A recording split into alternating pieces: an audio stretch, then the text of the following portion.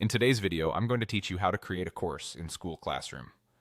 By the end, you'll know exactly how to go from a blank page to a structured, publisher-ready course your learners can dive into right away.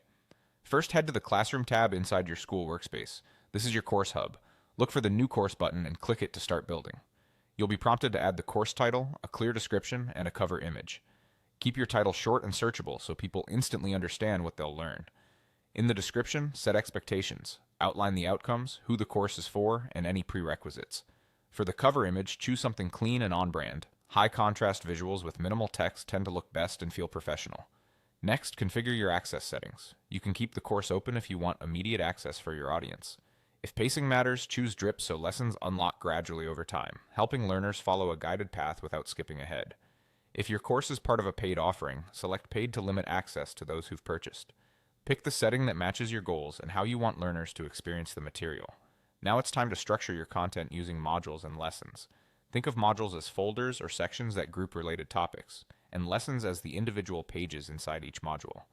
Start with an introduction module to set the tone, then break your core topics into logical sections, and wrap up with a conclusion or next steps. Aim for lessons that focus on a single outcome so learners can make steady progress.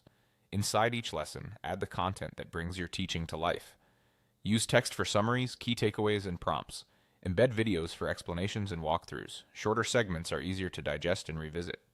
Upload PDFs for worksheets, checklists, or reference guides so learners can follow along or review offline. Keep file names clear and consistent so everything's easy to find.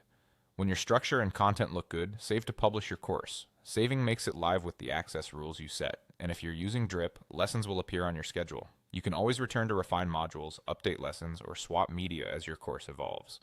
That's the whole flow. Classroom tab, new course, fill in the basics, choose access, organize with modules and lessons, add your text, videos, and PDFs, then save to publish. You're ready to teach with clarity and confidence.